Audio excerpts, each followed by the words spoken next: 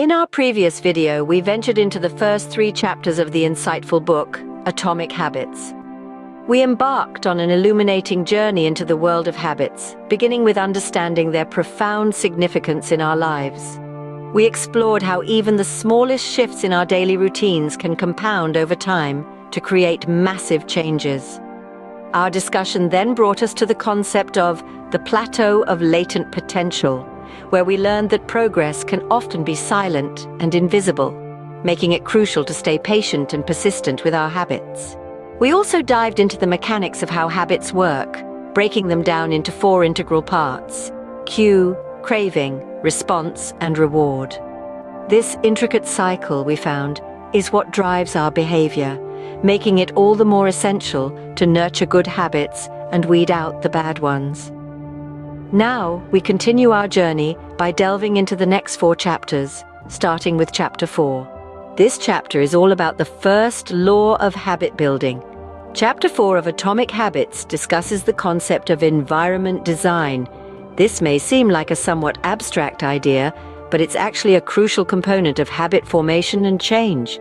What we're discussing here is the art of arranging our surroundings in ways that make our desired habits more likely to occur. Let's ponder for a moment on the fact that our environment, in many ways, shapes our behavior. The places where we live, work, and play often determine what habits we pick up and which ones we ditch. For instance, if we're surrounded by healthy food options, we're more likely to eat healthily. If our workspace is cluttered and disorganized, it can lead to procrastination and inefficiency. But it's not just about creating an environment that's supportive of our habits. It's also about understanding and leveraging the power of visual cues. These cues are the objects in our environment that trigger our behaviors. For example, seeing a water bottle on your desk might prompt you to drink more water. A book placed on your bedside table could remind to read before bed.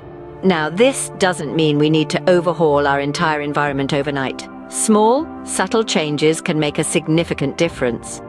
You might start by placing a fruit bowl on your kitchen counter to encourage healthier snacking. Or perhaps you could keep your workout gear at the foot of your bed as a reminder to exercise in morning. The key point here is that by consciously designing our environment, we can make our habits more obvious and therefore easier to adopt.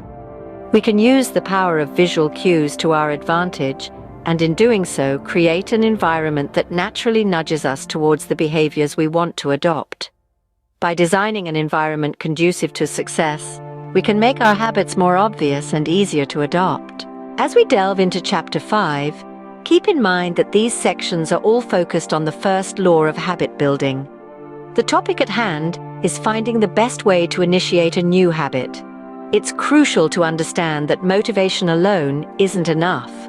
We should instead leverage 2 potent strategies: implementation, intention, and habit stacking. Diving into implementation intention first, this seemingly sophisticated term essentially means planning when and where you'll execute an action beforehand. This pre-decision about when and where you will undertake a specific action can practically double your chances of actually doing it. It's comparable to scheduling a meeting with yourself, a meeting you're less likely to miss since you've committed it to your timetable. For example, if your goal is to foster a reading habit, instead of vaguely saying, "I'll read more," you should say, "I'll read 20 pages every night at 8 o'clock." The explicitness of and place provokes the behavior, converting it into a routine and eventually a habit. Now, let's touch upon habit stacking. This model, formulated by renowned behavioral scientist B.J. Fogg, involves conjoining a new habit with an existing one. This method is effective because the existing habit acts as a preset reminder for the new one. If you're aiming to acquire a gratitude habit, you could stack it onto your existing habit of having breakfast. So, as you're sipping your morning coffee, you could take a few moments to jot down 3 things for which you're grateful. The combination of implementation, intention, and habit stacking forms a potent recipe for habit formation. They assist in conquering the initial resistance and making your new habit a part of your daily routine. Remember, the most effective way to start a new habit is to designate a specific time and place for it. This, combined with linking it to an existing habit, can smoothen and enhance the journey of habit formation. Scene script. This chapter starts our exploration of the first law of habit building. Chapter 6 introduces a thought-provoking concept. Motivation is overrated. We often hear that to achieve our goals, we need to be motivated, to have that fire burning inside us. But what if I were to tell you that's not always the case? What if I were to say motivation, while important, is not the be-all and end-all? Let's delve into this a bit. Consider your daily routine. How many of your actions are driven by motivation and how many by habit? You might be surprised to find that a lot of what you do isn't because you're motivated to do it, but because it's just part of your routine. It's what you're used to. This brings us to the crux of our discussion. The environment we're in plays a significant role in shaping our behavior. It's not always about having the willpower or the motivation to do something. More often than not, it's about having the right cues that trigger our habits. Think about it. Why do you reach for a snack when you're watching TV? Is it because you're motivated to eat, or because it's become a habit? A routine that you associate with watching TV? It's the latter, isn't it? You see the TV and it triggers the habit of reaching for a snack. The cue is obvious and it prompts the behavior. That's why it's important to make the cues for our desired habits obvious in our environment. Want to read more books? Keep a book on your bedside table. Want to eat healthier? Keep fruits and vegetables at eye level in your fridge.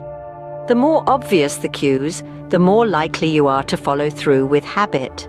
Remember, motivation comes and goes, but habits, once formed, stick around. So, instead of relying solely on motivation, focus on creating an environment that makes your desired habits inevitable. It's not always about motivation. Sometimes it's about making it so obvious that you can't ignore it. As we embark on this journey through the chapters, we're exploring the intricacies of the first law of habit building. In the final chapter we're discussing today, Chapter 7, we uncover the secret to self-control. Here, we delve into the fascinating concept of inversion of the first law of behavior change. You might be wondering, what does this inversion mean? Well, let's break it down. Essentially, inversion is all about turning our approach to habits upside down.